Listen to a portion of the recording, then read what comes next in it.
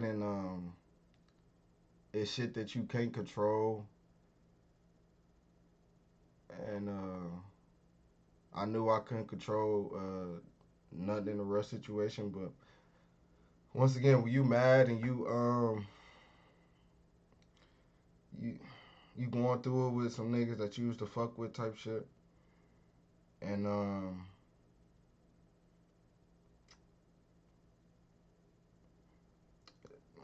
this is the last show. I was mad type shit. I ain't trying to get too in depth because everybody, a lot of niggas don't know what's going on. But at the end of the day, just some shit that I made when I was Saudi, and this video, this first part is the actual recording when we caught this nigga slipping. So.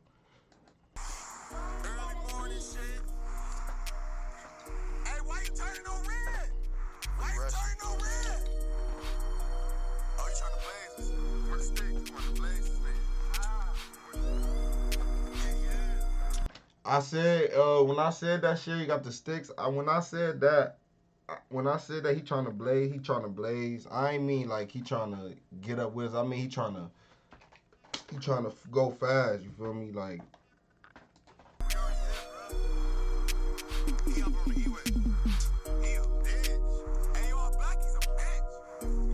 Straight up.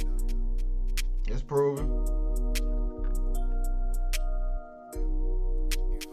That's his face when he seen me, man. Niggas ain't never put up on YB.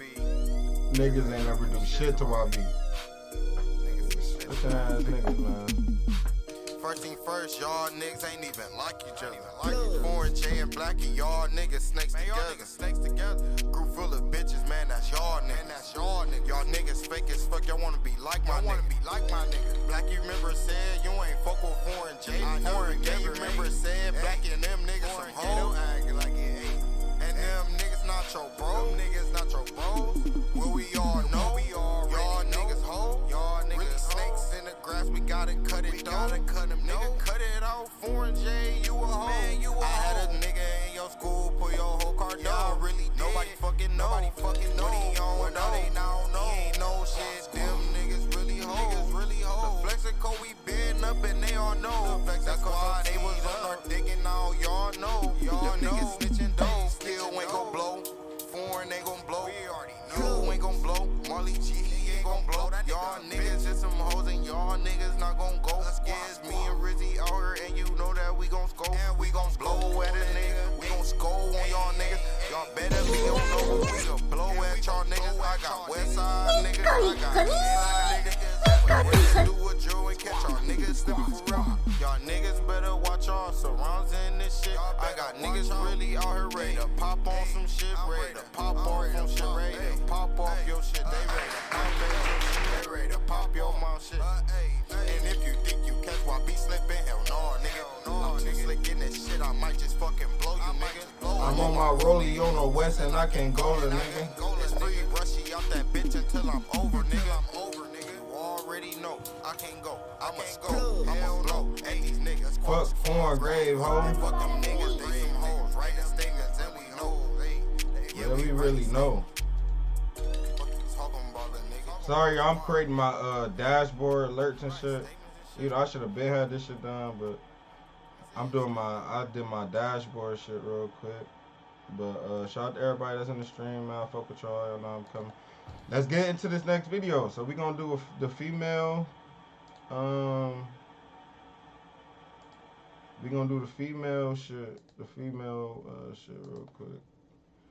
I put the I forgot what I think I put the new follower shit up there. Latest follow sound alert. Latest follow.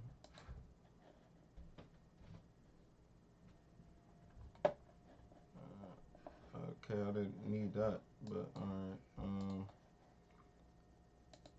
Let's see. Let's see. I'm gonna have to dig in more of this shit. It's cool though. I'm gonna get the sound the sound shit in a second. Shit. All right, y'all. Let's find a next mysterious case video, y'all. So let's get it, man. Make sure y'all follow my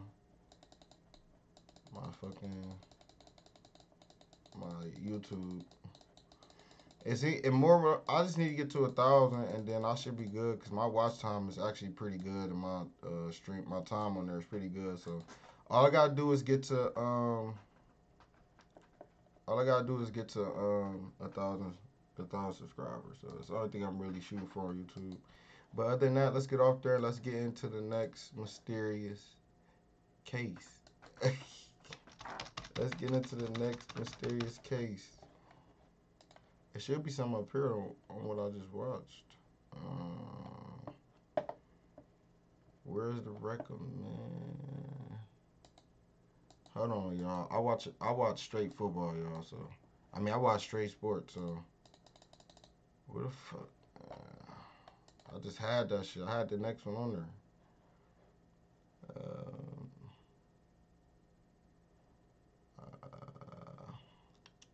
What's the fuck is the name? What was that? Let me just go to history. Hold on. I'm gonna go to history real quick, and I'm gonna click history, and I'm gonna just where that fucking video? Where's that video? Here we go. This nigga. Click that. Enjoy our tasty snack. Okay, and here we go. The bizarre. So we said a female. Okay, let's go through some of these motherfucking psycho shits. Yeah, I watched a few of these already. I ain't gonna cap to you. I watched a lot of these already. I could have already been doing this, but let's watch one I ain't already seen. Damn, I was bench watching the fuck out of these boys. Let's see this. Okay, I ain't seen this one. Is this a dude? Fuck.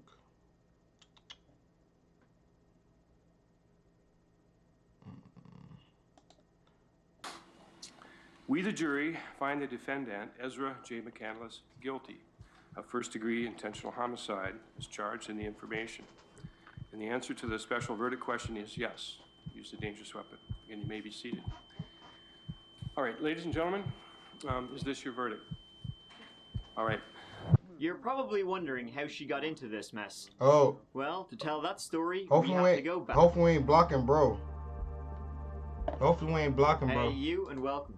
My name is Mike, and in this video, shout out my nigga Bloody still being in this bitch, man. Shout out to Have This Ezra too. McCandless. Shout out to everybody that's in this bitch. Farming Gal. Shout out to your ass. Shout out to my boy Bloody, bro. Good looking on shit, my shit, bro. Wisconsin. She Sarah, good looking. And had a good looking on being in this bitch, man. On her arm. Where that she nigga? Would eventually say that an ex-boyfriend by the name of Alex Woodworth, he was the one who had attacked her.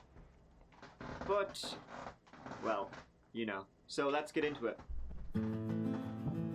Hey, he a good storyteller though. No cap. I fuck with this boy.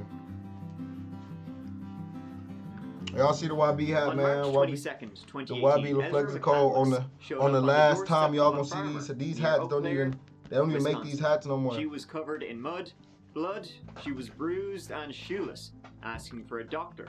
And, you know, well, as you can imagine, just help in general. No shit. The farm she rocked up to was owned by one Don Sipple, and he called 911 right away. This is Don Sipple calling, and I have a young lady that just came to my house, and somebody attacked her, and she needs a doctor. Her clothes are all torn, and what is the address you're located at? What? What is the address you are at? E7614, 430th Avenue. Okay. And is she injured?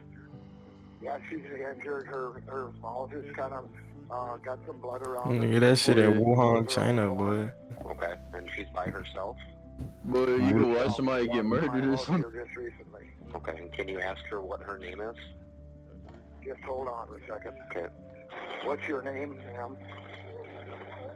What? Nigga, if you buy a backdoor or something, you just freeze their screen like shit, but they don't even know. She says she don't know. Okay, let me put you What VPN do you use? Start some help, okay? Sure. Did she say who did this to her? That's my Discord, she said she was attacked, assaulted, and she's from Eau Claire. Okay. And, tell me your name. Do you have any idea who did this to you?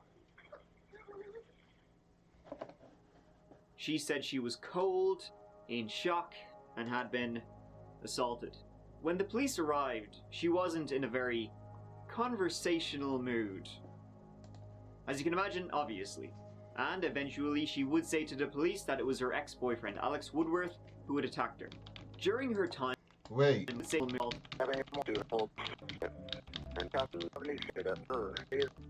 Don Sipple, and he called 911.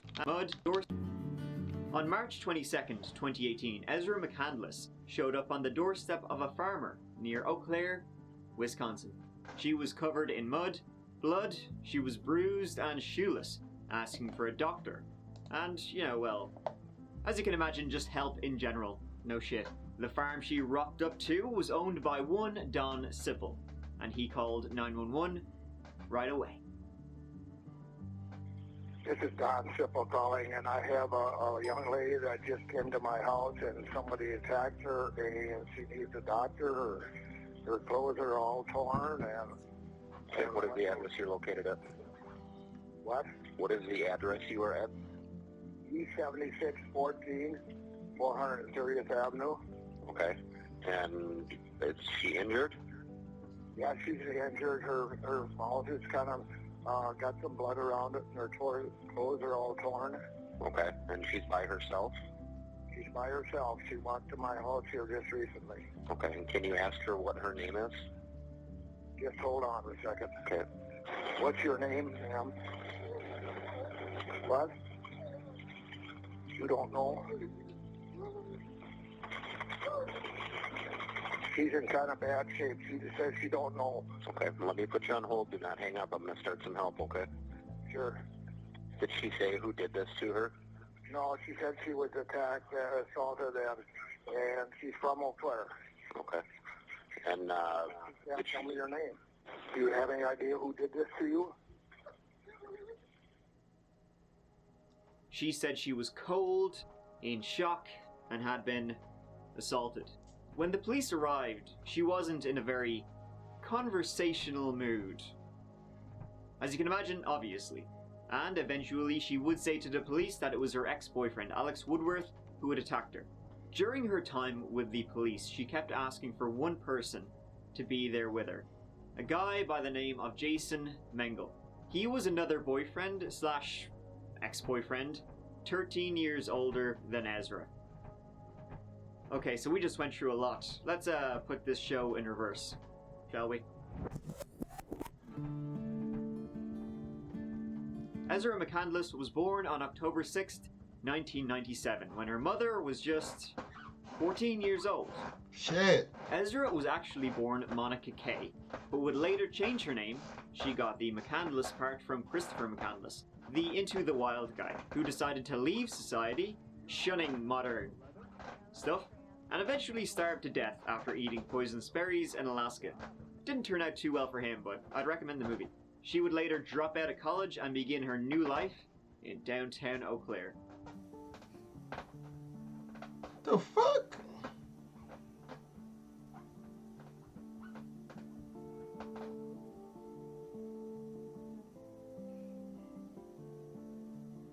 Growing up, Ezra had questioned her gender, would at times identify as a boy, but as she grew up she stopped doing this and would later just identify as a girl. She became an amateur artist, using her own car even as a canvas. She was described as a person who loved attention. I mean, this is her car, so yeah. In 2017, she met Jason Mengel, a medic in the Army Reserve. They fell in love pretty darn quickly, despite the 13-year age gap. They would eventually move in together and even contemplate getting married, even though they'd only actually been together for 8 months. They'd often hang out together at downtown coffee shop Racy's, and there they would both meet Alex Woodworth. Alex was a 23-year-old barista and substitute teacher who dreamt of becoming a philosophy professor.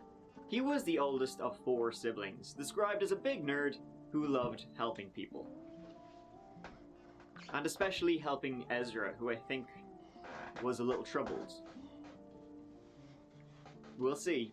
But, shock horror, they began a secret relationship behind Jason Mengel's back, something Ezra would later describe as a good old BDSM relationship. My whip sounded shit. Jason eventually found out, confronted them, and Ezra just broke up with them both. She was like, fuck you guys, I'm out of here, for a little bit. Jason then left for military training for 2 weeks. When he came back, Ezra told him she had been sexually assaulted by one of his best friends. Jason was obviously like, what the fuck? He went to the police on Ezra's behalf. This was March 1st, 2018. So 3 weeks before Ezra would rock up on Don Sipple's doorstep. Bought wine and things, and I thought it would be okay to have some wine and just try to talk and try to understand what was going on. And then I got really, really, really drunk. Almost blackout drunk, and I was throwing up. And he had me go upstairs. Man, what, man? Bro, Jason got his shit smoked, man. Throwing up, and he took me upstairs, and he put me in his bed, and I was throwing up. I just remember a lot of, I don't know, it's a big mess of a bunch of fumbling and stuff. And it was awful. Did you tell Jason what happened? I told him everything tonight. Okay. But at that time... Hey, let's get some RP. Hey, let's get some RP Jasons in the chat, man. Let me get a couple RP Jasons in the chat, man. I'm so upset tonight. Was there a reason you didn't tell Jason what happened that night or that day afternoon? I was really ashamed of it. I was really afraid. She smoked, bro, man. Show some respect, man. She said she had been drinking with the fella, eventually blacked out, and that's when he assaulted her. However, during the investigation of Ezra's sexual assault, the police looked at her phone records, and they showed she'd sent this guy some pretty suggestive stuff. She also said she had sex with Alex again, during this time while Jason was away. He ain't Now, deserve of it, course, that man. doesn't Oh my mean she wasn't God. sexually assaulted. But when the police went to speak to Alex about this, he said, No, Ezra told me she had had sex with that guy and it was totally consensual, but that she just regretted it. And so it was like, The case was ultimately dropped, so who knows what really happened. Ezra then moved out of Eau Claire and back home with her family, but she was desperate to win back old Jason Mengel. She would tell him about these manipulative, evil men who had tried to steal her away from him. That it wasn't her, it was them. It's their fault I had an affair, come on. But Jason, he had had enough. He said, the lies and lies of Ezra McCandless had just built up, he could never trust her again. And Ezra, oh boy, she was not happy. He ain't what she want All going. of that led to March 22nd, 2018. On that day, Jason was at his usual haunt, Racy's coffee shop, when Ezra suddenly showed up. They had been messaging the night before, but he had no idea she'd turn up in town. She said she's back in town to show Alex Woodworth some of her writing and drawing. She was getting her life back on track. She then left to go to Alex's house, and Jason, he was like, something seems really off, like, there's something weird going on here. I don't know. I don't like it. Hey, I'm gonna make sure. I'm gonna get the chat. I'm gonna make sure tomorrow my next stream. I'm gonna get the chat. I'm gonna get the chat up in the have a goo. in the somewhere up here somewhere. Okay. I'm gonna get that shit He then tomorrow. saw Ezra's car outside Alex's place. He kind of cycled around the block a bit. Should I, shouldn't I? Eventually, he decided to go in. Saw Alex and Ezra there inside the house and was like, "Guys, is everything okay? I just got a, weird vibe here. Maybe you guys shouldn't be alone together. What do you think?" At which point, a janitor who was working nearby called the cops, saying he had seen a suspicious person biking around the area and pacing in front of a house. So. And said they saw you park your bike over here, and then walk over there, look around in that car. Do you know that person that lives there? It's my girlfriend's car, or my Okay. ex-girlfriend. We're kind of in a situation, and when she talked to me this morning, I was happy because the guy that lives there is involved in an assault case that she's with, or she's the victim of? She's the victim of an assault that happened, and when she went to him for consolement, Yeah, go on. she's gone on military orders. Niggas She talking went to to the him 12. to talk to him about stuff, and then he kind of took advantage of her too, and she wanted to talk to him, I think today, about some stuff, and I was paranoid because she had like fire in her eyes. Okay. So Who's the girlfriend? Ezra McCandless. Okay. I was just worried because, like, was the door standing open over there when you got there on the car? I knocked like 3 times. I didn't hear anything. I didn't hear a scuffle or Okay. anything. So knocked, yelled, opened the door, and I heard her say, "Let him help you. Let him help you." So then I said, "Hey, is everything okay? Is everyone all right now?" I mean, I'm a medic in the military, so like, I was paranoid. I was paranoid that someone was going to do something irrational. Okay. And they're in the house on the corner here, or? Yeah, they're on. I think they're fine though. I mean, I don't know. I'm just. I just saw the door to the car was standing open too. Yeah, I wanted to turn her car off. Her car was running, so that's why I was like worried because it was running, and I was like, okay, what's going on? Like, what's going on? Is everything okay? Okay. Do you have any ID with you? Yeah. Jason, you live in town? Roger that. Just worried. I don't think he's dangerous, but I don't know. Do you know what his name is? Alex Woodworth. Okay. I think it's Woodsworth or Woodsworth. You can go over by your bike.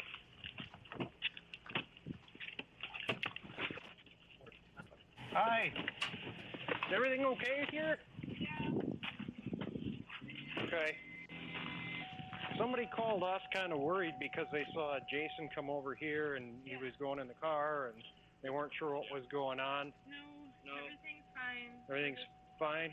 Okay. They were just a little worried because they saw the car running over here and they weren't sure what was going on and all that jazz.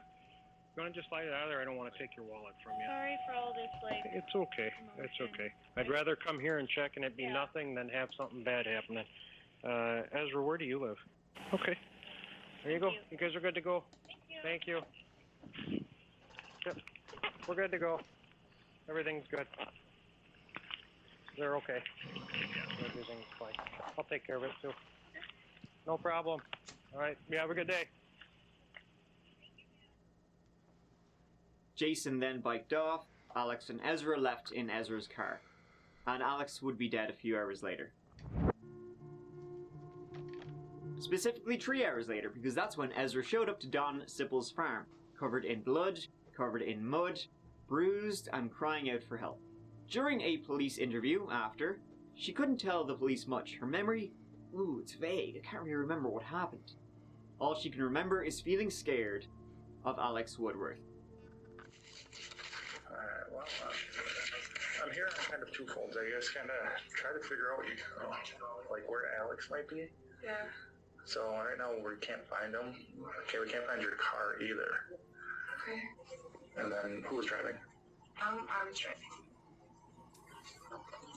Okay. And then Alex was in the passenger seat? Yeah. Okay, and then what happened? And then we were driving, and I was talking about stuff, and he seemed a little upset about some things, and then after that, it just kind of gets funky, like, in my brain. Like, I just start... It's like there's a blank slate. Okay. So then what happened? And then I just kind of remember just trying to explain myself and stuff, and then it just kind of gets, like, fuzzy for me. Okay. I just feel... Like, all I can feel is, like, anxiety and, like, pain and stuff. Okay. It almost feels like, kind of like if somebody would have blindfolded you, kind of feeling. Okay. So then, you get found in Menominee. How do you get to Menominee? I don't know. I just kind of felt like I woke up, and I was scared, so I was just walking down the road. What do you remember about that? I mean... I remember being cold. Okay. And that my feet hurt really bad.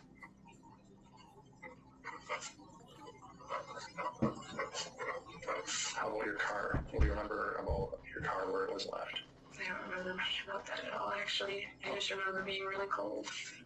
And just kind of like... It's kind of like the feeling of like you don't know what's happening, and you're scared, and you just need to keep walking and walking and running, and I don't know. Kind of like, I felt kind of like a scared animal. I don't know how to describe it. How long do you think you were walking before someone found you? I really don't know. and Alex is nowhere to be found.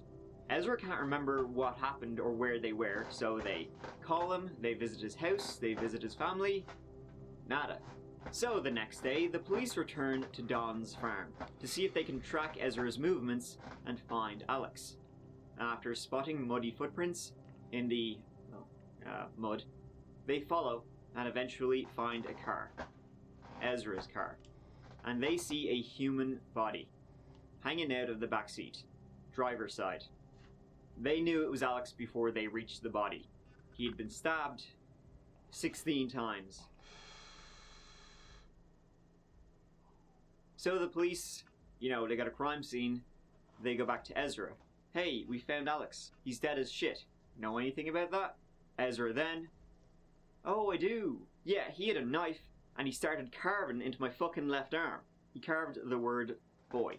She said Alex knew she had questioned her gender before, had identified as a boy in the past, and, well, apparently he didn't want her to forget it. So the detective is like, okay, so where was he sitting? Okay, you say he was sitting, in the driver's side. So you were sitting in the passenger side. And he grabbed your... He was right-handed, and he grabbed your left arm. How... That's like a really awkward angle. How would he... It didn't make sense, and Ezra would eventually admit she had done it herself. She then said they both had been sitting in the back seat when Alex attacked her, tried to cut her clothing off and sexually assault her. Ezra, then fighting for her life, was able to wrench the knife from Alex, by its blade no less, and she stabbed him to death. Investigators then looked at her hands, and she only had superficial wounds there, not like she had grabbed a knife by the blade. The wounds didn't match. The scene didn't match. For example, the car wasn't that bloody. In fact, evidence showed that Alex had been stabbed outside the car. He had no defensive wounds, almost like he had been attacked by surprise. Police also say she spent time after he was dead, I hope after he was dead, mutilating his penis. Yeah, she dumb as hell. Police then began to theorize that She's Ezra dumb as hell, bro. wanted to get back with Jason. So Alex, he needed to be out of the picture. 2 weeks after, Ezra McCandless was arrested and charged with first-degree intentional homicide. 18 months later, her trial began. Today the trial is underway in a Dunn County murder case. Ezra McCandless is accused of stabbing Alexander Woodworth of Eau Claire 16 times in March of 2018. His body was found in a car in Springbrook Township between Eau Claire and Menominee. Prosecutors say McCandless showed up at a home not far from the crime scene, barefoot and disheveled with some blood around her mouth. The 21-year-old is charged with first-degree intentional homicide. She has pleaded not guilty to the charge.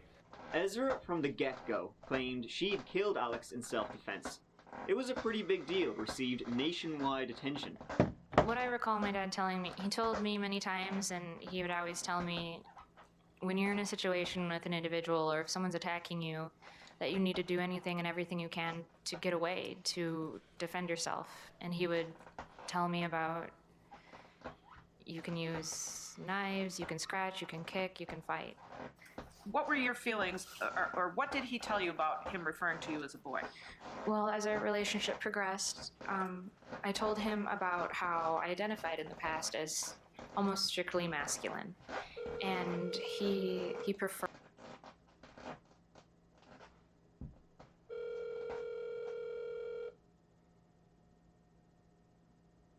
Yeah, she killed a couple niggas, bro. She killed the homie Jason and the homie, what's the other nigga name? Alex. She body and shit. Preferred that I presented myself in a masculine way. He often told me how confident I looked and how much he was attracted to me because he could call me a boy, his boy, and present that way. Did you present? Look, bro, this was going on because I think you got it misconstrued. She was down for the fucking she did the Jason shit, but she tried to make it seem like he wasn't like it was self-defense. And then this is the other one, the other story with the other nigga. She killed him before, you feel me? Like Do we gotta rewind this shit, bro? I gotta rewind this shit. You ain't watching this shit? Present yourself as a male to Alex? Yes, I did. What about the word boy specifically? How did you feel about his use of the word boy? The word boy specifically, at first it was gender, as you can call it, but then the word became more possessive. I was his boy. It felt objectifying at times. Before I even moved, what was going through my mind is he's going to do what he wants. He's going to take anything he wants. He's going to use me. I don't know what to do. I'm terrified. I couldn't move. Had Alex ever cut you with a knife before? No. I'm afraid he's going to kill me. I decided then to knee him in the groin. He reacts and he drops the knife at that point. At this point, I have the knife. I'm trying to get out of the car.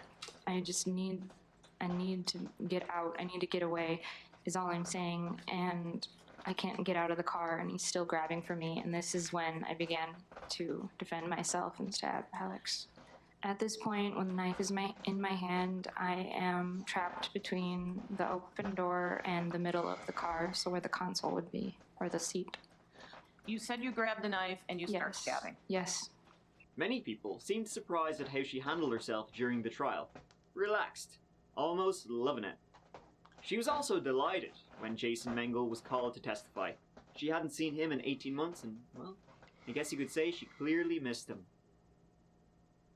Oh, shit. Did you eventually, on March 22nd, 2018, go looking for the defendant? The day of The day that you saw her at Racy's? yes. Why did you go looking for the defendant? Something did not seem right. Thought I'll go to Alex's first, and then go out of town afterwards. And when you went to Alex's, what did you see from the outside? I saw her car idling in his driveway. But in the end, would the jury find her to be victim of a brutal assault or cold-blooded killer? The jury returned its verdict after 3 hours. Oh, what's up? Guilty of first-degree Yeah, murder. big guilty. Big guilty. But one thing I did hear, late November, I didn't know what prompted me to do it, but I wrote Ezra a letter at the jail. Tweaking. And 3 weeks later, the 6th of December, she responded with a big brown envelope and a letter and 2 different pieces of art like I've never seen before. She drew them herself. That was the nicest art I've ever seen and one of the nicest letters I've ever seen. And after I read them all, I wish you guys could see them letters. I still have them. We continued on, and now there's 5 total letters back and forth. I sure wish you could see them. But the first letter I got don't happen too easy for me, but it brought me to tears, the letter I got from her. We all make mistakes in this world. If you haven't done much. But hopefully we learn by the mistakes. The courts and Alex's family, but most of all, Alex's parents. I want to say how sorry I am that they have lost their son. But sorry doesn't cut it. Yeah, he trying to get in with It it. is not enough and never will be enough for this loss. And I recognize that. He trying to get in sweet. I don't think I could ever find words that will be enough to express this, especially to them. The pain they feel is unimaginable. I want to express how sorry I am for this loss, because it is such a great loss. I recognize and completely acknowledge this pain, and I'm so sorry. I loved Alex very much. And I also feel a great loss. And I'm so sorry. And thank you for letting me say this. Thank you. All right. What we know is that she boiled over at some point, killed Alex Woodworth. And it was not in self-defense, and she lied about what happened, which is, frankly, not that uncommon. I am going to sentence Ms. McCandless to life in prison in the Wisconsin prison system, and I'm going to set the date that she would be eligible for petitioning the court for extended supervision at 50 years. It's a long time. Damn, she's the way done. I reason this, that Ms. McCandless, if she does what she's supposed to do, follows the rules, that she at least has some light at the end of a very long tunnel. She was sentenced in February 2020. She got life in prison. She must serve a minimum of 50 years before she is eligible for parole, when she will be over 70 she's done. years old. Ezra's family set up a fundraiser for her appeal. It's deactivated now, but it only got a whole 50 bucks. If you'd like, you can also visit Ezra's Instagram, Dirt Fiend, what a name, where she had posted her artwork. You can also read a statement there from Ezra herself.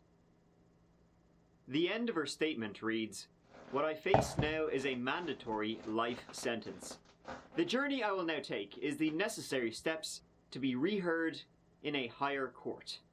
Our goal is this, ultimately resulting in a second chance at life and freedom itself. The battle for justice has only begun. We stand unflinchingly in the truth. We will never rest on what we believe in. Justice in the face of adversity. We will be the unrelenting voice of change in the face of prejudice." Oh, this nigga a demon. And about 125 pounds with a black pony. Oh yeah, this a good one, y'all. This a good one.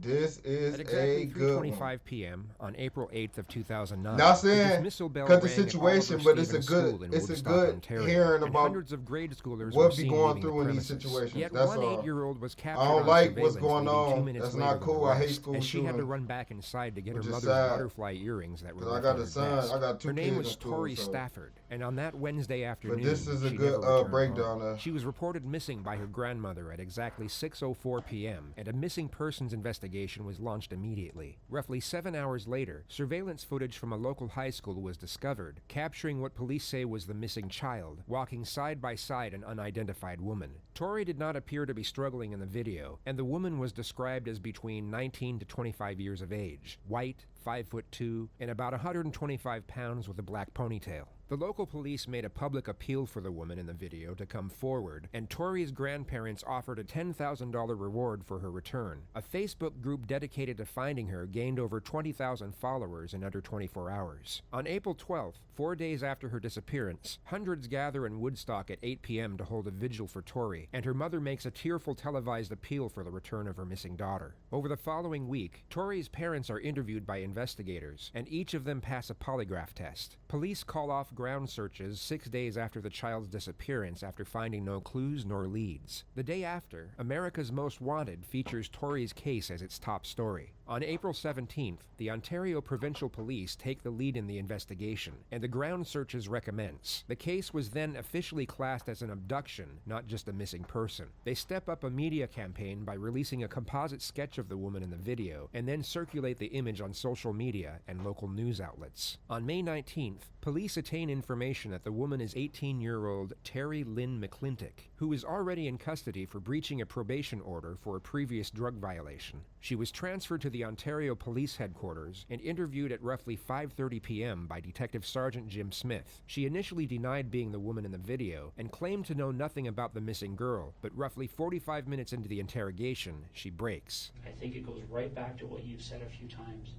You didn't want to see it, okay? But that doesn't change the fact that you saw it, okay? And that's what you need to be truthful about. And I know it's hard to talk about. I know it's even harder to talk about than the sex part of it, okay?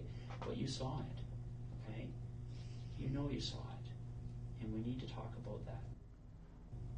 When I seen Mike with Tori on his lap, like, I turned my head because I didn't want to see it. I could hear her calling my name. Okay, so tell me what happened.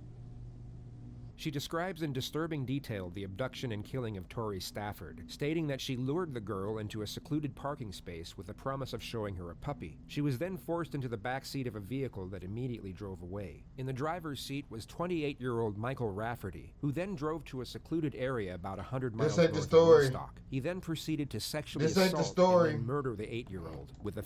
This is not the story that I thought it was, but we will watch it. But this is a piece of shit right here. This is the classic piece of shit. Like, fatal injuries being 4 strikes to the head with a claw hammer. McClintock drew a rough sketch of the area where Tori was killed, which eventually led police to discover the girl's remains. She was found with lacerations to her liver and 16 broken ribs, but her eventual cause of death correlated with Terry's testimony, as was confirmed to be the result of repeated blows to the head with a blunt object. At 7:55 p.m. that evening, Michael Rafferty is arrested and informed that he is being charged with kidnapping and first-degree murder. He is read his rights and then brought to the police headquarters for immediate interrogation. I swear he looked like a weirdo.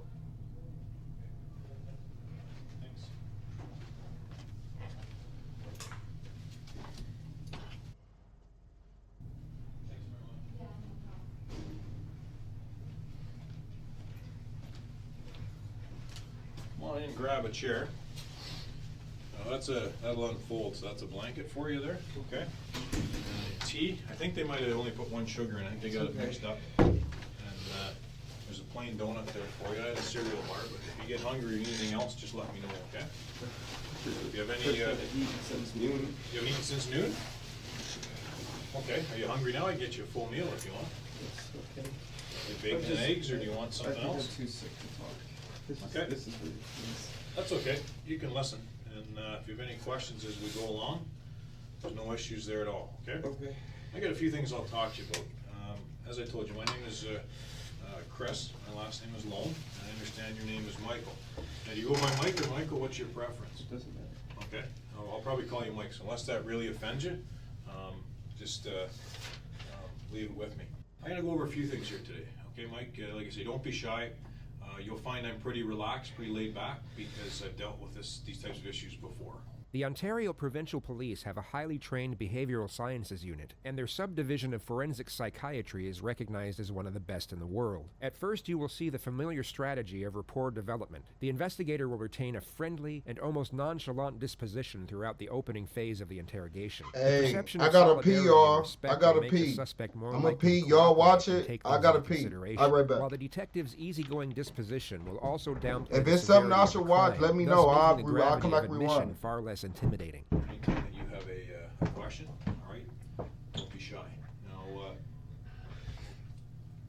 I have no issues getting you any food there, so if there's something that you want, okay, I'll get you some food. There's no problems at all. Like I say, I get that for you in about 5 minutes. So, but my job is, as I mentioned to you earlier, I'm from what's called the behavioral sciences section, and we're talking about the missing person one. Tori Stafford was missing. I know you were following a little bit in the media, and you'd follow some little bits and pieces that there was behavioral sciences people involved, right? And sometimes they were criminal profilers.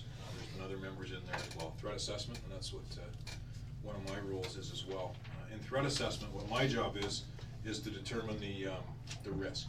Okay, what's the risk of a certain situation? Now, the situation that we're talking about, you're going to find here that there's nothing you're going to tell me to surprise me. Okay, for 2 reasons. One, I've heard a lot of this stuff before. The second reason is I'm fortunate enough to know what all the case facts are. Okay, so what I have to do is assess what I perceive is a threat. So are you going to go out and kill more people after this situation is done? Okay, that's what my job is, to assess threat level. All right, I already know you're responsible for one death. Okay, so that's what my job is to determine what's happened here.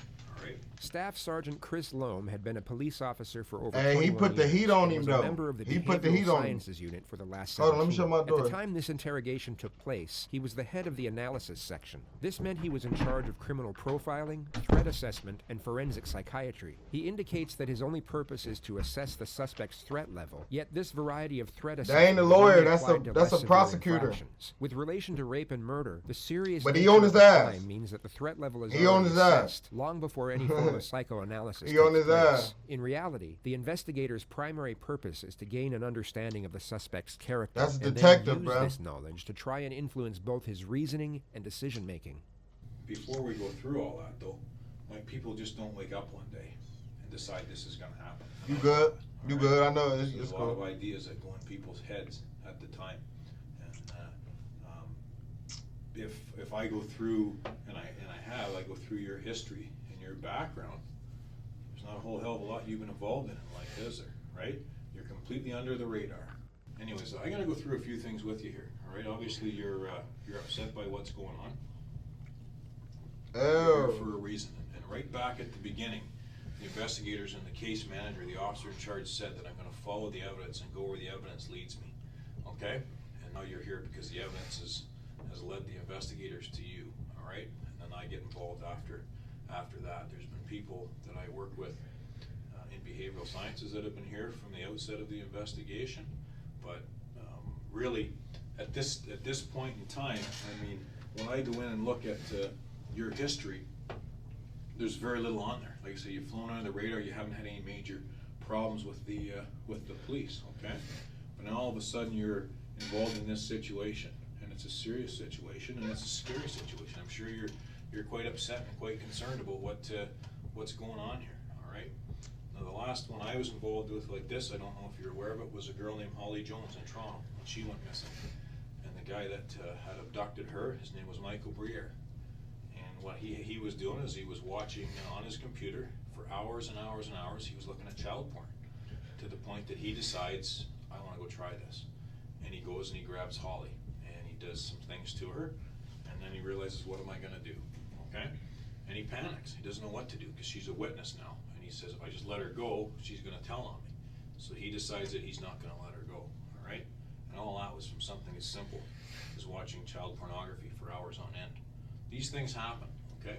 And we can't say it happened close to home. Toronto's not that far from you, okay? These things happen all the time, all right? So what I need to do is sit with you. I already know how. I know the who's, right? Why? I mean, why is up to you, but I can actually probably fill in that blank for you, but that's not what my role here is. If I'm going to assess risk here and see, number one, do you even feel bad about what you've done? That's the first thing I look for. And number two, do I think, okay, he doesn't feel bad, so in turn he's probably going to do this again because he really doesn't care about it the first time it's happened, okay? I'm not at all upset with you. I'm not mad at you. Should I go watch Aiden stream, y'all, or should I just continuously watch this right here? Should I go watch Aiden stream? Let me know right now, yes or no. I don't give a fuck. The first answer, the first nigga who type, I'm keep watching this or watch Aiden.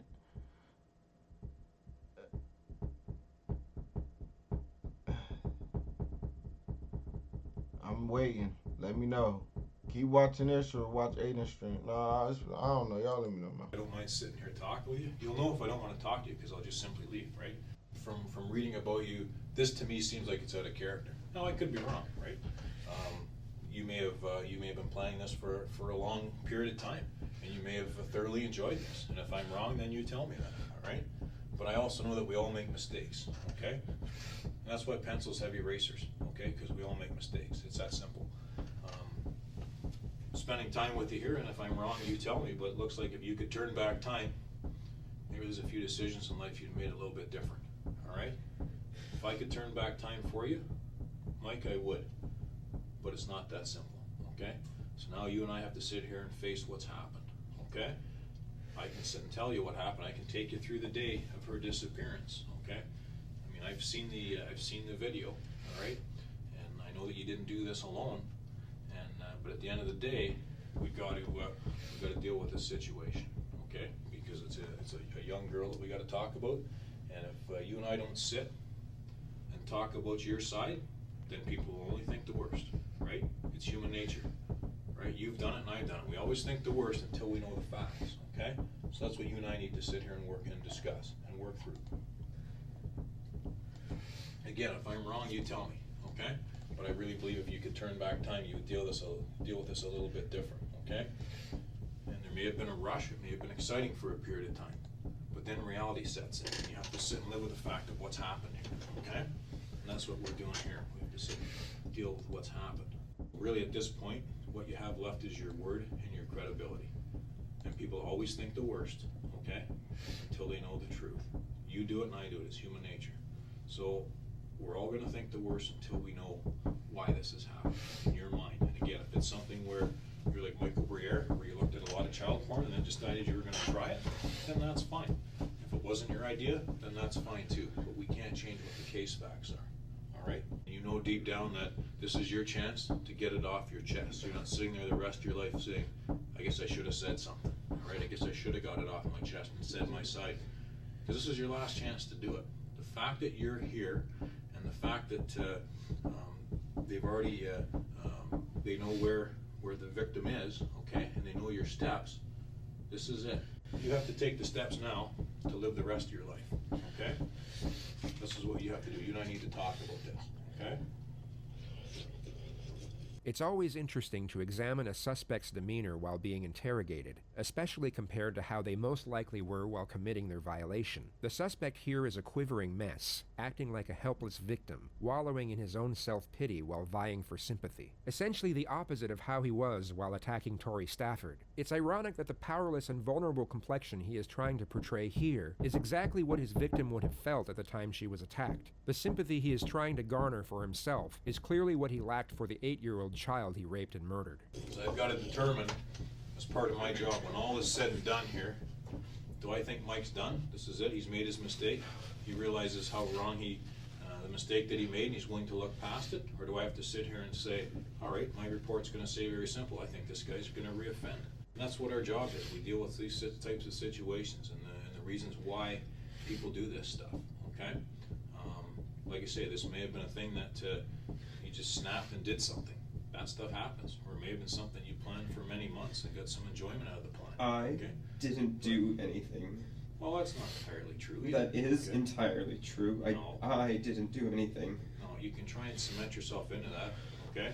But at the same time, you're not doing yourself any good by not being truthful here, okay? The investigator wants to come across as empathetic and understanding, yet still needs to keep the suspect's confidence low. He watches for denials and stops them immediately. Letting the suspect deny his guilt will only increase his morale, thus increase his psychological endurance and constancy for self-preservation. This needs to be stripped away as much as possible, as early as possible. Because by not being truthful, all you have left is your credibility, Mike. That's all you have left, okay? You're not the only person who's been arrested and charged. Okay? He a fucking baby. Yeah, he a baby, man. Okay. He a baby. It's not even a surprise. Shout out to everybody that's in the chat, man. I see y'all keep going up and down. Make sure y'all follow the page and make sure y'all go follow my new Instagram page. I got hacked at 4.5K. Make sure y'all go run my shit back up, man. Please. The girl who's on the video who walks away with Tori has been identified. She's been identified as her and Tori being in your car. And the three of you and her and Tori, go to the Guelph area, go to the Home Depot, okay? And the grabbing of Tori, there was a planned event that you were going to grab her. You were going to grab a girl. But this other person was going to do it, and the other person got the girl, put her in your car, all right? And then there's other steps that are taken from there. Okay, there's things that happen at Home Depot. He a fucking crybaby. Things that happen inside of Guelph. There's things that happen to Tori. All right. Nigga, a fucking fool. And you're involved in that, and you can't. That nigga was shivering and shit. Change it, okay? He was shivering and shit. Because show bitch ass up. I can't turn back the hands of time, and neither can you. Okay. There's yeah, you disgusting ass man. I wish Mike would have reacted to this situation a little bit. That nigga disgusting, man. There's no doubt in my mind, okay? There's no doubt in my mind that you're involved in the abduction, okay, of Tori. No doubt in my mind at all. I've followed the evidence. I've read the file, okay? There's no doubt in my mind. We're past that, okay? And the only concern or the issue that I have is why you did this. What caused you to do this? Was it something you, like I say, is this something you've done before and you've been involved in the death of other people and you enjoyed this? Am I sitting across the desk from Paul Bernardo here? Am I sitting across from someone who's made a mistake? Okay? And that's going to be the question that's asked of you. All right? I'll get you a bucket there just a second. If you got to get sick, fill your boots there. Okay? I've seen it before. You're not going to offend me or bother me. So if you got to be sick, Mike, go right ahead. Okay? You should be sick. You should be sick. If you feel like you're going to be sick, just just grab the, I'll have the bucket there handy for you, okay? Just leave it right there. You and I need to have a discussion. This isn't a parking ticket, okay? This is reality, okay? And people are, I've already told you, you know this. People assume the worst until they know the truth, okay? And people are going to assume the worst of you unless you and I sit here and clarify it. Okay, something's pushed you to do this. Okay, you can't just fly under the radar your entire life. Okay, Mike? It doesn't happen. It's not realistic. Okay? I'm not going to sit and tell you that it happens. Something brings this on. And when you sit and talk to someone who had a troubled life like Michael Briere and just gets pushed into doing this and panics and thinks, what would it be like to take a kid and touch and rub a kid and then wish you could stop, okay? And people can't, and that's the whole issue here. Right. The detective seems to be almost rambling here, but this is a common strategy used to keep the suspect's mind racing. When Rafferty is concentrating on what the detective is saying, it doesn't give him a chance to conjure up his own thoughts, making it very hard for him to either think up a lie or disassociate from the situation altogether. It's a methodical process of breaking a suspect down through mental exhaustion and slowly chipping away at his psychological stamina piece by piece. We can't control every emotion. Right? We can't control some of our urges, some of our thoughts. None of us can, okay? And I can't look you in the face and say I haven't made a mistake or made a bad decision in life, because I have. But the reality of it is, you and I have to accept that and move on, okay? Because I can walk out there and never see you again. Like, I can do that, right? My job here is done. The job here is done, as you'll find out tomorrow, as things start to be released. There is no more questions. There is no more long drawn-out investigations. They're already sending people home to spend time with their families, okay? They're scaling back what's happened because it's been cleared and they know what's happened and the pieces of evidence have been gathered. So that's reality. I can't downplay that. But you and I need to walk out of here together, okay, with what happened here. You and I have to sit and say, this is what pushed Mike over the top. This is what pushed Mike to get involved in something like this. Because if I don't, then you sit here on your own and you have to take it, okay? And is that necessarily fair, all right? I have to sit here on my own anyways and take this. To an extent you do, yes. Then you have to sit there and decide, am I going to get rid of this and get this off my chest so people understand my side, or am I going to sit there curled up and keep it in for the rest of my life, all right? You need to be realistic about this, okay? You have no battle plan to deal with this, right? It's happened, it's spun out of control, and you're thinking, okay, if I ever get caught for it, what am I going to do? Well, your plan isn't going to work. Okay, because you're not built for this shit. This isn't what you're about. You're not some sick oh, he on his ass. That sits there and gets enjoyment out of hurting people. He right? So on his heels. Okay, and to live with it, one of the first. Well, your plan isn't going to work. Okay, because you're not built for this shit. This isn't what you're about. Okay, you're not some sick bastard, right? That sits there and gets enjoyment out of hurting people. All right, so now you have to live with it. He on his ass. And to live with it, one of the first ways, right? It's like if someone's an alcoholic, what's the first thing they have to do? Acknowledge they got the issue, all right? Acknowledge you got the issue. There's overwhelming evidence, compelling evidence that indicates you're involved in what's happened.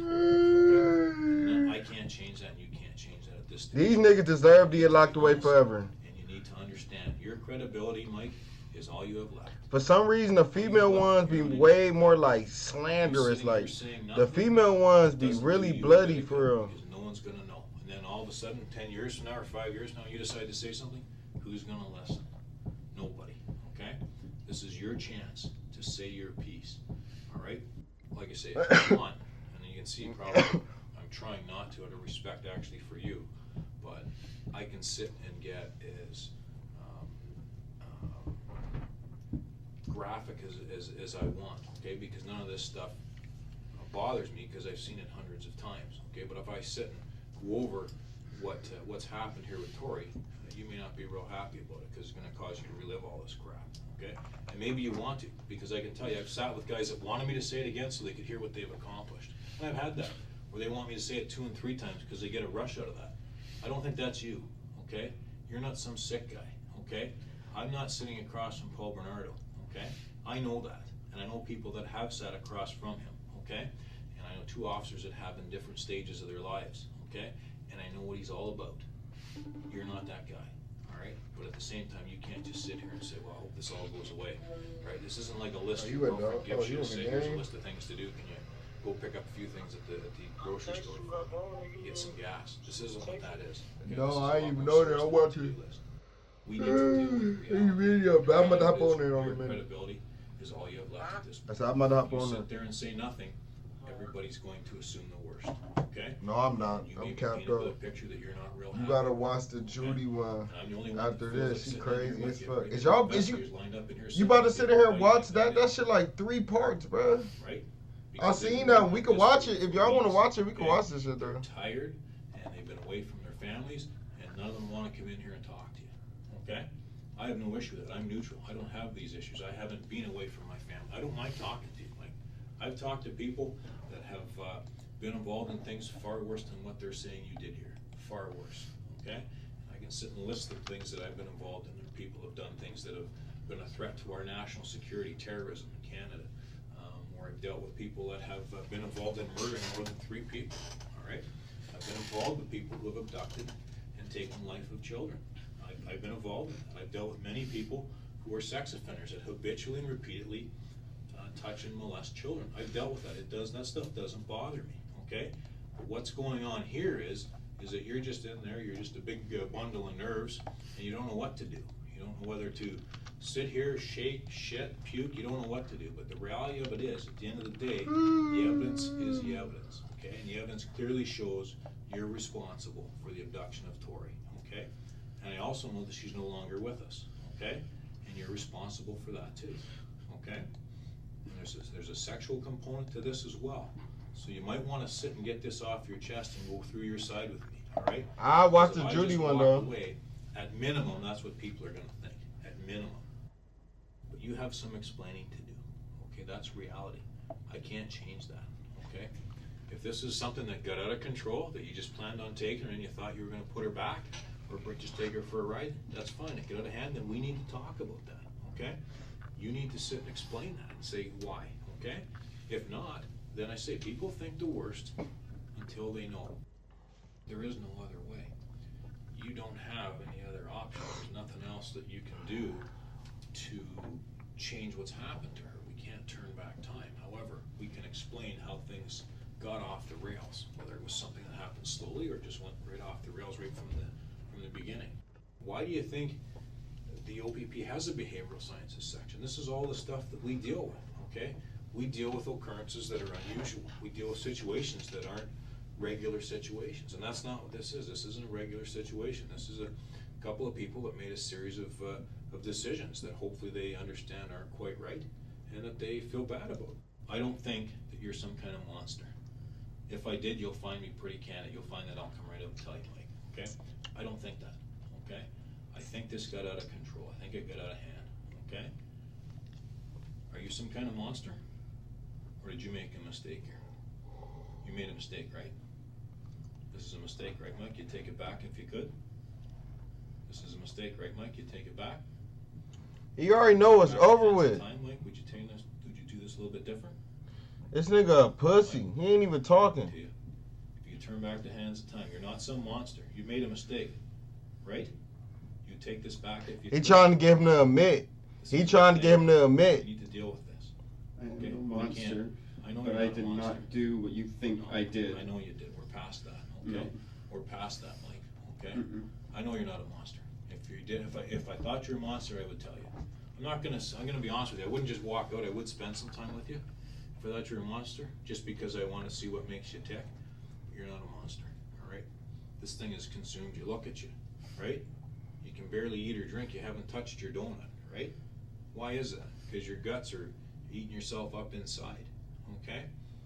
You can't sit and say, that you're innocent. What's the first thing you did? If you only watch the Judy one, I'll watch the Judy one next, bro. Right? It's all over. You know it's over.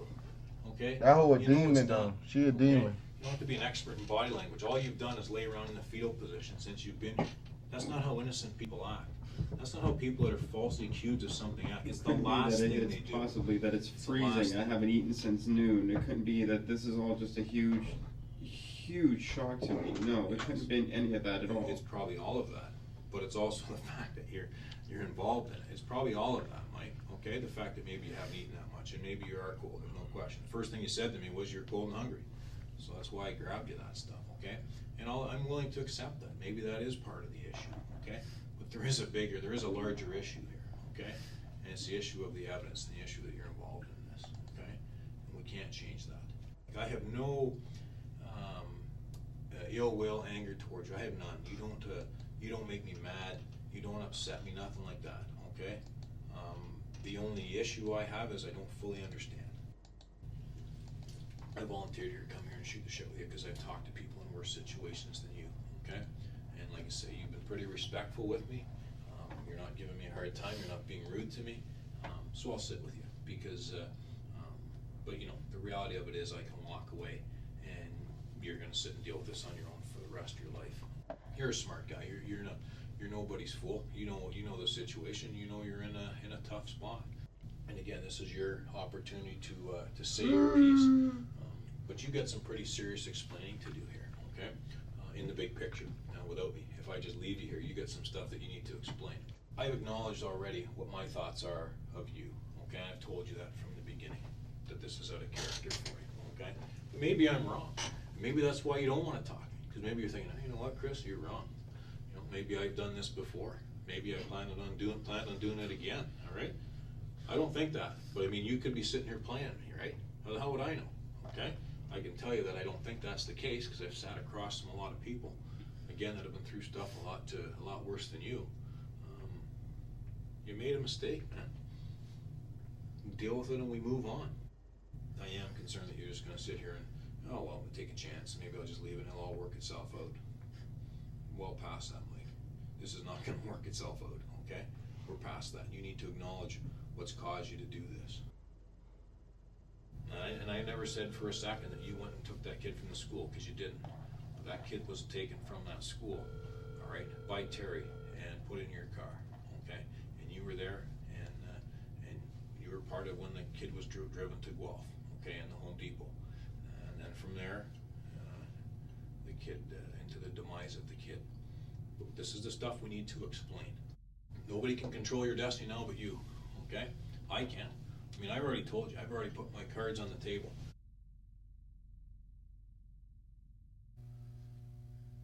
This is your chance, man. Do you not think you're going to feel better getting some of this off your chest as opposed to keeping it there forever? You know what I mean? I'll sit with you and do this. There's no issues with it at all. Like I say, I have no problem sitting with you, man. Why don't we just find a starting point and we'll do it? Because you're going to sit and stew forever. Sitting, oh, I should have said this or shouldn't I have said that, right?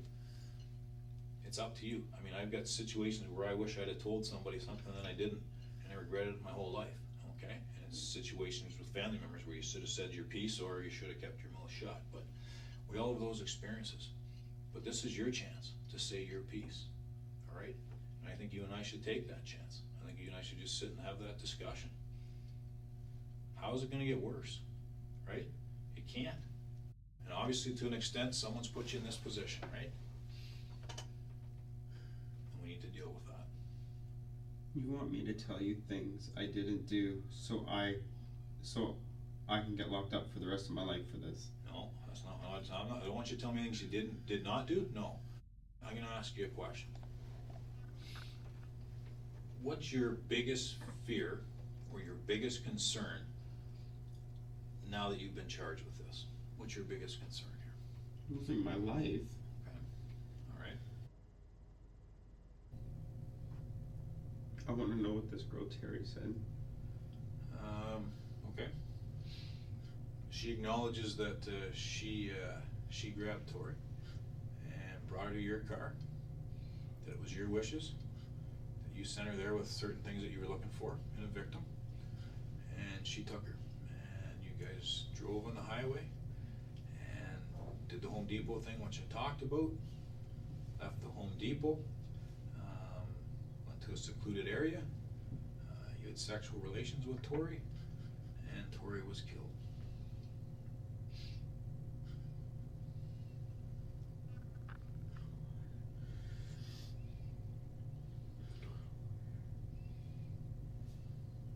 This is your time, man. This is as good as it gets, unfortunately. All right? This is it. And, I mean, I can get into more detail if you want, but in a nutshell, that's a polite way of saying what the allegations are. But if there's stuff, if there's other people here.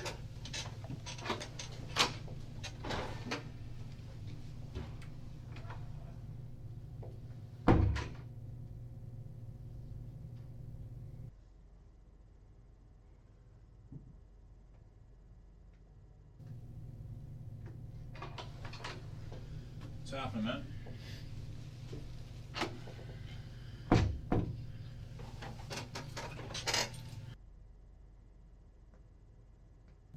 What's this process? What happens? What happens next? After you and I are done talking, you go back to your cells. Tomorrow morning, you'll have what's called you'll be brought into court, and the charges will be read to you again. And there'll be a discussion if you get out of custody for bail, and then they may schedule a bail hearing to determine that. And then from there, it's a matter of where it goes from the courts. The investigation will go on for a little while yet. There's a couple things that, as I told you, that need to be done. And then in the big picture, you're facing these charges. The reality of it is we could just sit and deal with the issue here, just as easy. I'd rather deal with this issue in court. The suspect remains unyielding after 95 minutes of psychological pressure, so the investigators commence the next stage of the interrogation. They initiate the Mutt and Jeff technique, most commonly known in pop culture as good cop, bad cop. Hey, staff, how are you? Mind for a sec? I understand Mike here wanted to see what Terry Lynn had to say. Mike, Terry Lynn's still speaking to my partner, okay? This is the girl you killed, all right? She's not missing anymore. She's dead. Terry Lynn was asked today if she wanted to call a lawyer 4 times. She said no, all 4 times. She went through 2 boxes of Kleenex. All right? She says on the 8th of April, Wednesday the 8th of April, 2009, at 3:30 in the afternoon, you drop her off at Pavey, south of Fife, south of the public school, where Tori walks out of. And you tell her to get a girl, and you want her young. She walks up the street. You drive up to the old age home where you park your car. She walks up to Tori. Tori's nice to her. She trusts her. She holds her hand for a little bit. She walks up the street with her. Terry Lynn tells her about her little dog, gets her across the street to your car, opens the back door. Tori doesn't like it anymore. She pushes her in the car. You start driving. She says she's freaking out. She says she's worried about you. She's scared about what you're going to do. She says you guys hit the 401. You start driving to Guelph. You park outside a house. You go in for a little while. You come out with some drugs, she thinks. And you drive to the Home Depot. You park at the end of the parking lot. You tell her it's her turn to get out of the car. You tell her to go in there. You give her some cash because you don't want to use your debit card so you don't track it. She goes in there. She gets garbage bags like she's told to do, and she comes back out. Then you go driving, and you pull into a farmer's field, right across from a house, to the point where you're even asking her if anybody can see you. And what does she do? She says she goes for a walk, because she doesn't want to see what happens. And then she comes back, and you're not sitting in the front seat anymore, Mike, you're sitting in the back seat. And she's not liking what she sees. So she walks away again. Then she comes back, and you make her hold one of those garbage bags while you put some of your clothes and her jacket and a hammer in the garbage bag. Then you drive to a gas station. She never sees Tori again. You drive to that gas station, you get out, you wash up, you dump the bag. You drive back to Woodstock. That's Terry Lynn's story, Mike. That's Terry Lynn's story while she bawls her eyes out through 2 boxes of Kleenex. And I ask her 4 times, hey, you want to call a lawyer? She says, I don't need to call a lawyer. I feel so bad about what happened. I just want to tell you all about it. That's what you're up against. Terry Lynn's a liar. Well, you're the only person that can tell us that, bud. I just did.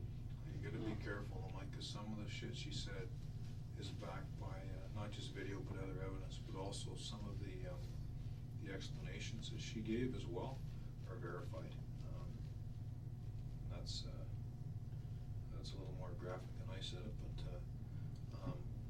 yeah, there is some stuff that she says that is true. There's no question. I'm not going to say it's not. But How old are you, Mike?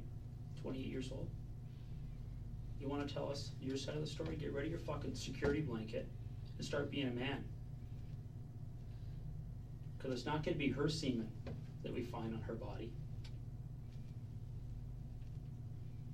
When we look at the areas underneath the parts of the seat that you cut out, we're going to find her blood. Do you know how blood works? Do you know about red blood cells, white blood cells? White blood cells are thinner. They look like spit when they're separated from red blood cells. They're the ones that seep through into the foam. That's what we get the DNA from. Skin cells from her rubbing up and down against your seats in your car.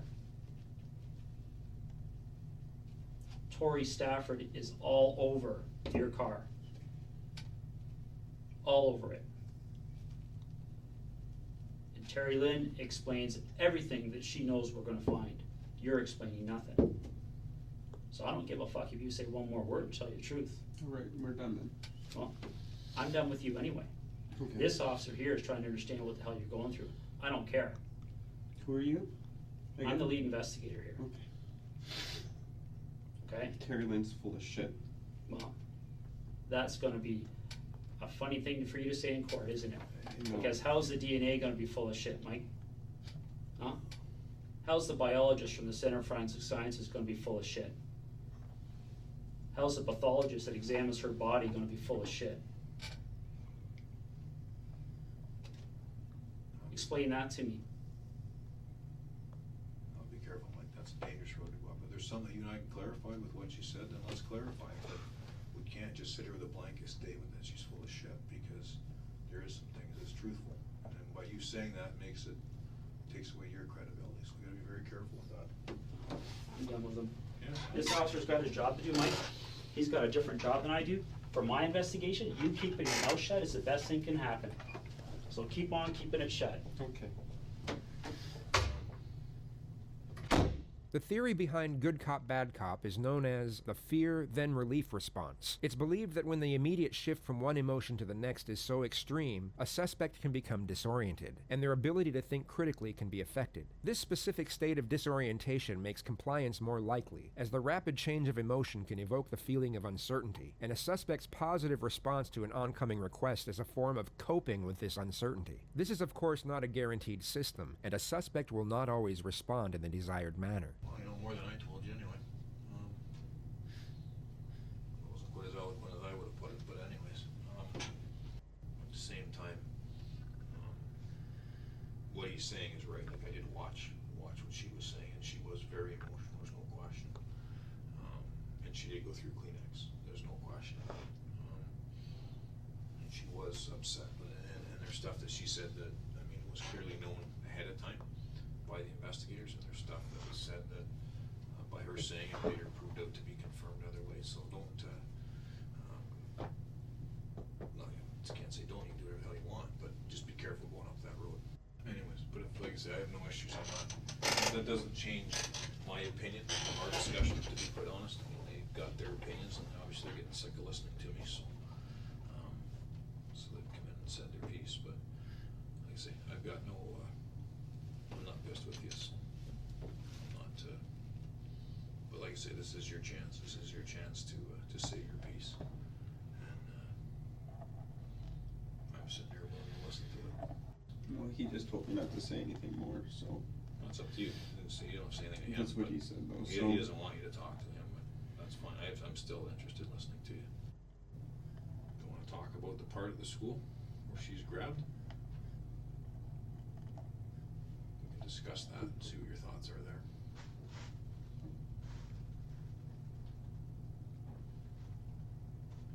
I'm not saying anymore. Why?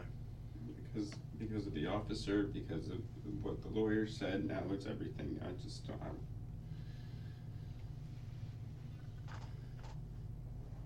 What do you think's going to happen next? I'm not sure.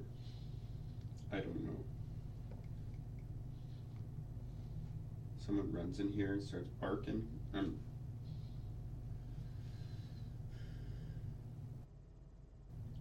want me to say whatever. You just want me to say things. So it's open and closed. No. So it's over and done with. That's it. This is how it is. Nothing more to talk about. No, actually, because that's fair. That's a very fair statement, actually. But I gotta tell you, in this case, it doesn't matter. So yeah, I'm compelled and I'm interested to listen to what you have to say.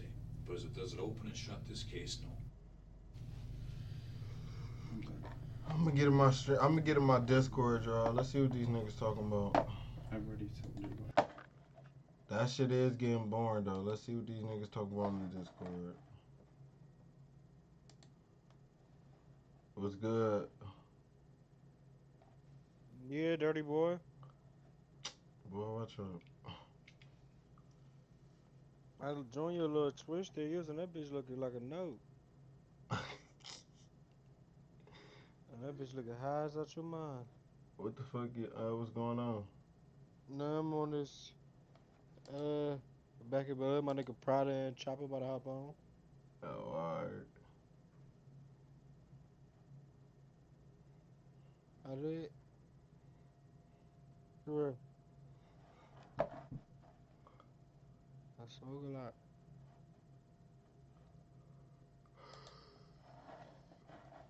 Alright, we gonna finish this, y'all. Just because of all the different Cause angles. I don't like half watching video. I just don't feel comfortable talking about it.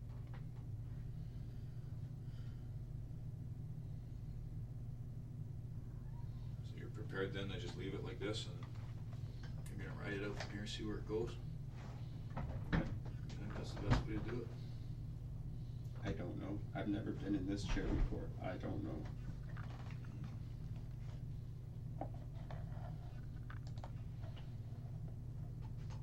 Any questions of me?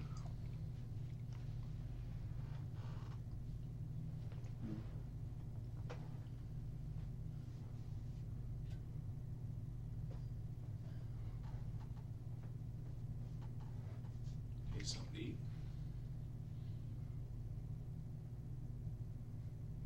Yeah, but you don't care if I need something to eat. Why would you say that? Because you don't. I wouldn't ask if I didn't care. You're here for your job. Nope. I could have walked out. I don't have to ask you because you got a phone right here, right? But the reality of it is, I know that you're gonna go back and sit and sleep or do whatever for a while, and you'd be better to do it on a full stomach. That's all it is to it, man. But I don't have to ask you if you want food, but I am prepared to get you food. So Well, that's I can reality. eat, and then you can say, "Oh, look, he had an appetite. This is how he must have been feeling. Oh, he drank his tea. This is how he must be feeling." Forget the fact he's just starving and. You're reading too much into it, man. No, that's not what it is at all. I offered you something to eat because I thought if you're hungry, you can eat it. I don't care if you eat it or not, right? I mean, it's up to you. It doesn't matter to me if you eat or you don't eat. And that doesn't go anywhere in any of your reports. What's that? That I ate or not ate. No, because it's on the video. It doesn't matter if you eat or not. I don't have to write any report. My report doesn't say if you ate or not. My report says what we talked about. This is a very intriguing moment of the interrogation, as the suspect's state of mind seems to be in two places at once. He is undoubtedly clinging on to hope, made evident by his outright refusal to admit involvement, yet he still has situational awareness. He knows deep down that his act isn't being bought, giving reason for his guilt in requesting food. He would have been starving at this moment, yet his primary concern was how he would be perceived while eating. He is caught between wanting to satisfy his hunger and trying to appear so guilt-ridden by the circumstances that he doesn't even care about his hunger. No, like I say, it's your appetite at this point doesn't matter, really. I come in here, I sat to explain to you what the evidence was. Had a discussion. Actually, I don't think there's any animosity between us. So we had a discussion about what the case facts are, and that was it. So it doesn't matter to me if you eat or not, but it was a legitimate offer. And if you want something, I'll arrange for you to get it. There's no issues that way. But you read too much into it, man.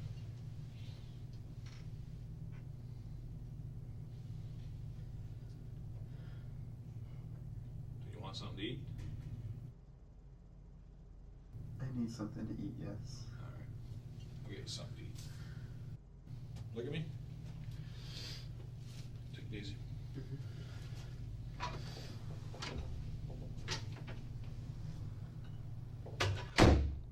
In reality, no food was coming. The suspect had it right when he stated that the investigator didn't care about his hunger, and he wasn't about to go out of his way to get a takeaway meal for a child killer. The Mutt and Jeff technique, although very well executed, was unsuccessful on this occasion.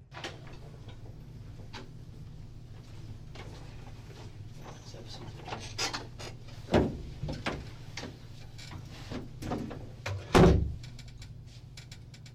Mike, I'm a pretty get down to the facts kind of guy. I'm sure you've realized that from our brief encounter earlier, all right? This is not rocket science. I've got what Terry Lynn has told me this afternoon, and I've got you. This is your opportunity. Terry Lynn's sitting right here. Tell us she's a liar.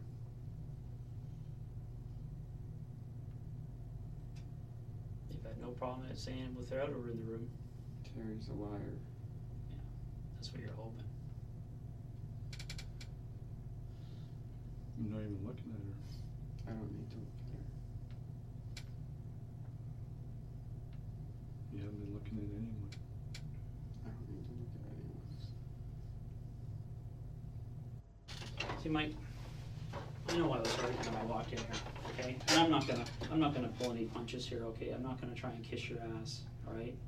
Detective Smith's behavior in the following moments is not associated with any techniques nor strategies. He knows the suspect's inclination is virtually set and unlikely to be influenced any further from this point onward. The following onslaught doesn't have any tactical purposes related to the investigation. The detective has understandably become emotionally invested in the case and proceeds to give the prime suspect the psychological grilling he deserves. I mean, let's face it, I'm a cop, all right? And the last 5 weeks I've been trying to find out who killed an 8-year-old girl.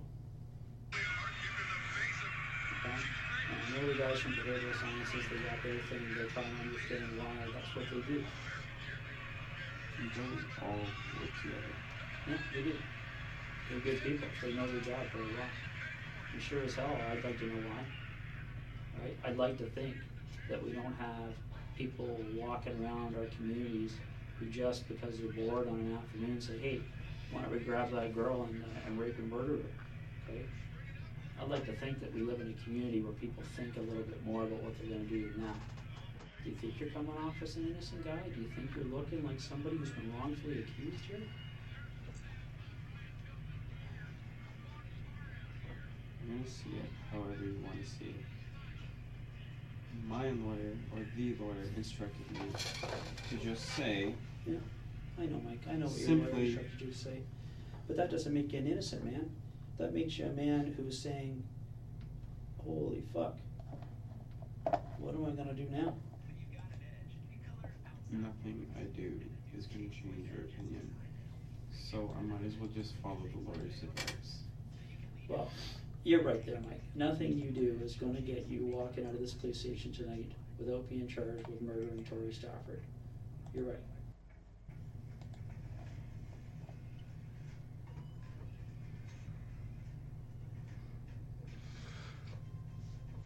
You know how much media coverage this has. You know what the newspapers are going to do with this and to your family tomorrow, okay?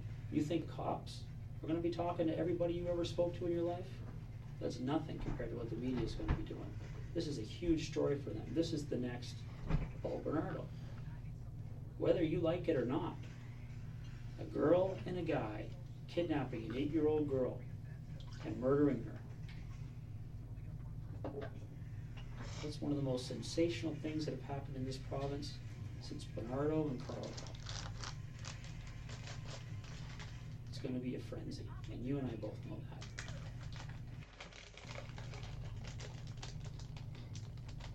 that. You know what a psychopath is, Mike? I have never met one. I just met one tonight. Oh, I shit. find it funny how you can... Clanny is how you psychopath. can go full sure on something when you don't know. Well, Mike, when somebody tells me that they were present when a man killed an 8-year-old girl... Right. Somebody told you that. Mm-hmm. She did. Okay. When that happens, okay, we don't say, oh well, maybe after we go golfing for the week, we'll go and see Mike and see what he has to say. That's not the way it works. No, so let's just pick him up and then say, yep, you did it.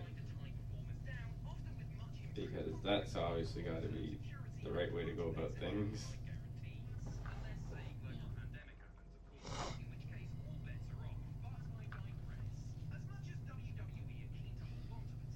So, the last thing I cover off with everybody I talk to in situations like this, Mike, is pretty straightforward, okay?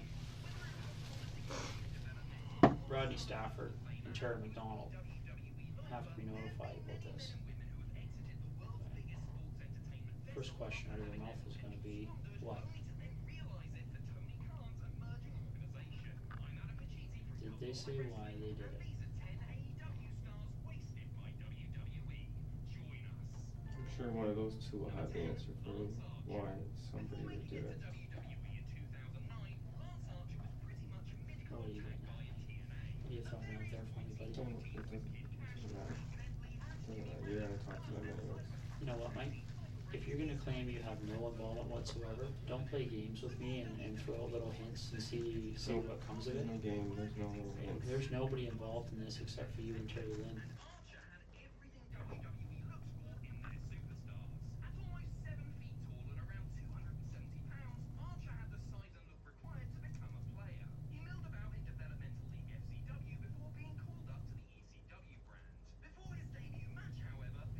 We're done. Is that what you said to Tori before you killed her? We're done? Funny man. Funny man. That's what you think this is funny I man? think you're a funny man. I think you're a cold-blooded killer. Because you and I haven't spent too much more time now than you forced Tori Stafford to spend in your car. Damn. Anywhere along He that route. chewing this nigga. You could have killed her without sexually assaulting her. And that's what I wanted to sit across from tonight. See what it's like to sit across from a guy who, when he abducts an 8-year-old girl, is so turned on by it that before he kills her, he has to have sex with her. So if you ask me why I'm sitting in this room, I'm sitting in this room for Tori. Making you squirm, putting you through some of the grief that you put her through. That's why I'm in here, Mike. And I'm having a good time. Back on, bro. You need to try and blow Why you you up. had a nigga try to help you? Bro, them niggas gonna fuck up our shit. 8 years old, Mike. 8 years old, buddy. All she wanted to do was go home and have a little party for her friends because her mom just redecorated her room for her. That's pure evil, but this is exactly what the judge is going to see.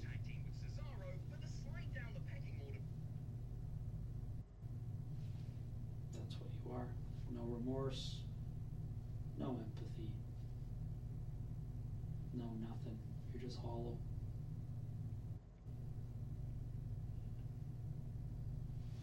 The nice thing about the place you're going to be spending a good chunk of your life is they actually have glass cells. So you and Bernardo can make googly eyes at each other all day, whatever you guys do in there. So it's nice meeting you, Mikey. Enjoy the rest of your life. This is the kind of room you're going to be spending it in.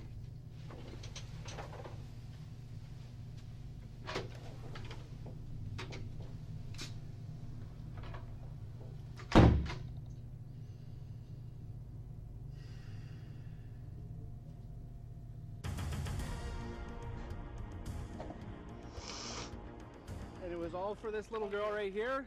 Not just Tori, but for every little child in Canada that doesn't deserve what happened to her. Good evening, thanks for joining us. 31-year-old Michael Rafferty has been found guilty of murdering, kidnapping, and sexually assaulting 8-year-old Tori Stafford. It's been nearly 10 very long weeks of trial in London, which is where Laura Zilke has been covering this story since the very beginning. In the courtroom, when the verdict was read out, there was a collective sigh of yes for each time one of those guilty verdicts was read out through friends and family.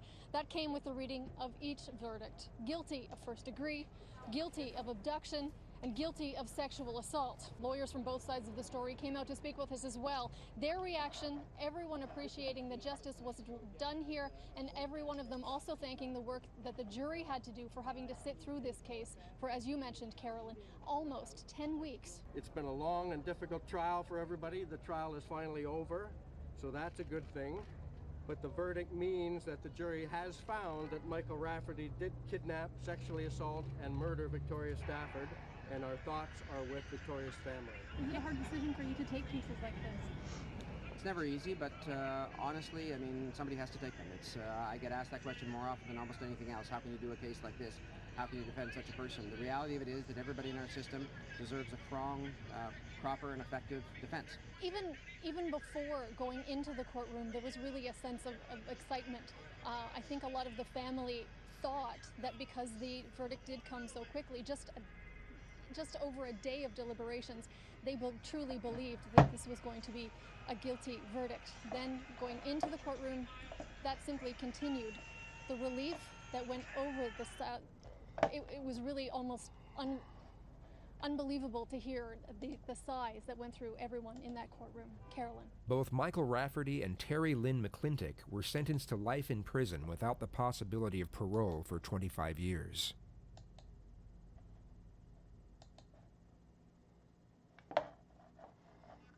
Alright, y'all. So, hey, I'm back with doing reaction videos.